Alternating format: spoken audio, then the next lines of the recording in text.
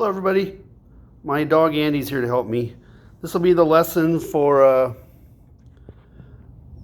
Thursday the 15th of April, and this is already done. This is what we did on the 14th and the 15th. It's combined, okay? So here's this. If you need any, to email me to get a hold of any explanations or clarifications. If I say something that doesn't make sense, get a hold of me, okay? All right, this all goes to this drawing, okay, which we worked on Wednesday the 14th and Thursday the 15th.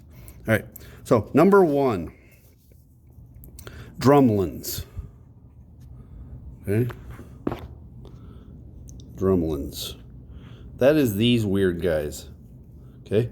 I would encourage you to Google drumlins, Google images, and you'll see pictures of them, okay?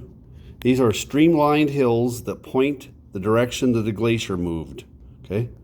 They're pointing, the tails of them point the direction the glacier went. And what these are hills. They're really, really strong rock usually, where the glacier smeared everything away except this tough rock was hard enough it was able to stand up to the glacier, and parts of them survived, okay? Number two, ice block lakes. There's one, these little blue spots, okay? Ice block lakes. Chunks of ice falling off the glacier, okay? And then, of course, the chunk ice melts and you got a small lake, okay? Number three, the terminal moraine. We colored it. It's like the speed bump here. It's that. This marks how far the glacier pushed on his last push. It pushed here, okay? And now it's melting back. In Albert Lea, that's South Shore Drive. And Albert Lea Lake is the water that's backed up behind it, okay? So that's number six, jumping down to number six. A moraine dammed lake. Some hours we talked about this Wednesday, some hours we talked about it Thursday. A moraine dammed lake, okay? And I said Albert Lea Lake. It's water backed up behind number three. Water backed up behind number three. So this water is trapped behind this dam. The glacier made the dam, okay? Now I'm gonna go back up to, see if I wanna do this. I don't know if I wanna do a handheld or not.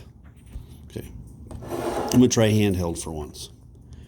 I warned everybody in class that number four is boring. It really is. You know, I get into stuff that a lot of people think are boring, but this is boring even to me. Okay, see the layers, number four? This is called an outwash plain. It's boring, but it's important. It's where we live. Farmers love these things. Most of the hills are gone, and there's pretty rich soil. Okay? All right, number five, kettle lakes. See these little lakes there down here? Okay, and I didn't even write a definition for this one. Think about old-fashioned cooking containers called kettles. We don't use them anymore. They're too big and they're heavy metal, but this is a side view of it. This is, these can be dangerous for people and animals that you get in, you can't get out because it's such steep sides. Okay? All right, we already did number six. Number seven, warning, it's boring. Okay, see all this stuff in number seven? This is called Glacier Till.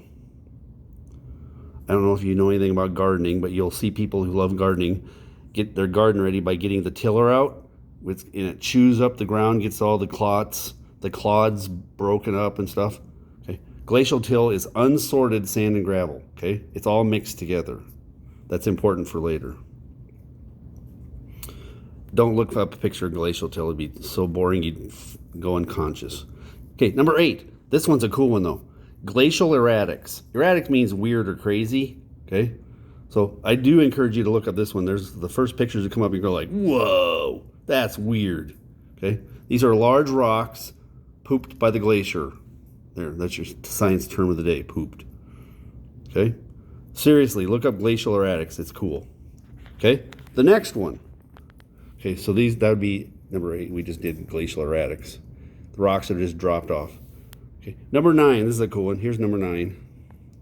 We colored in this big pile of sand, that's stuff washing off of the glacier. Okay. I talked yesterday in yesterday's video that glaciers aren't really this pretty and blue. They're usually filthy. They're covered in sand and gravel and all the stuff they've destroyed. And this is the sand and gravel washing off, making a big pile called a Keem. It's a sand pile made by a sand waterfall. If you Google Keem, you'll get some pictures of them. They look sort of like a big anthill, huge hill of sand. And those of you that have paid attention when you drove up to the cities, Buck Hill, where the skiing is done, right by the interstate, that's a ginormous Keem. That hill is sand that came off of a waterfall. Okay?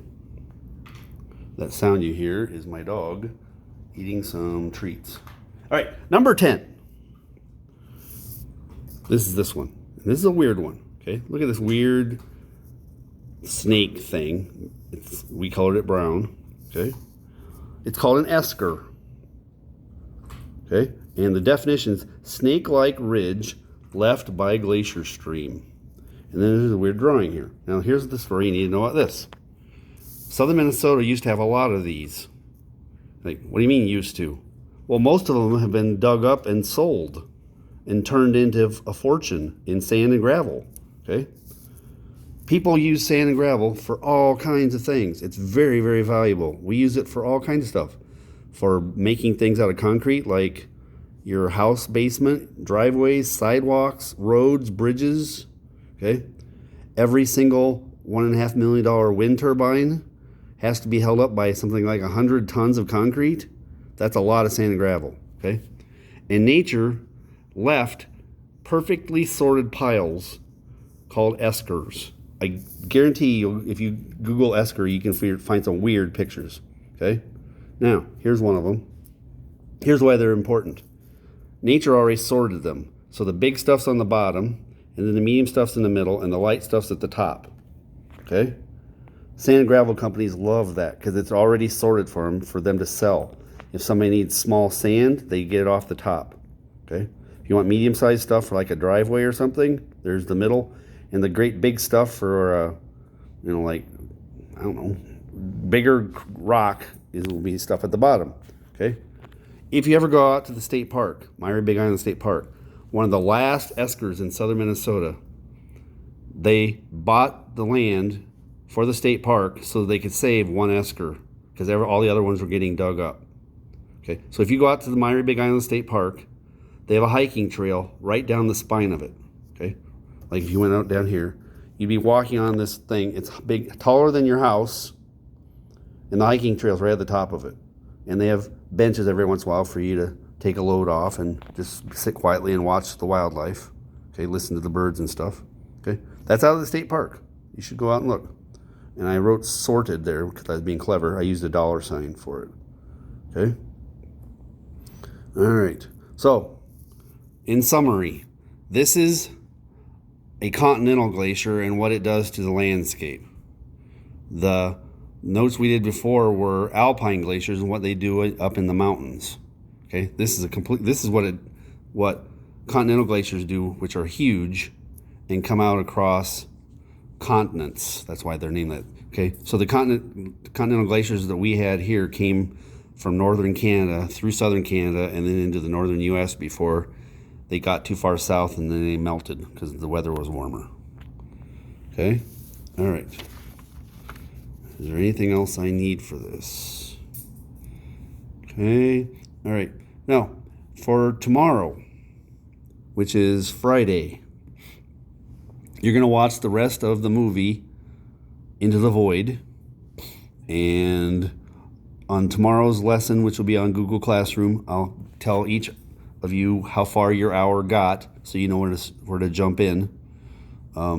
This is the movie with the two guys that were climbing the mountain and everything went wrong on their way down. Okay. Here's a funny cartoon. I'll probably show it here today and tomorrow. This was just in the paper.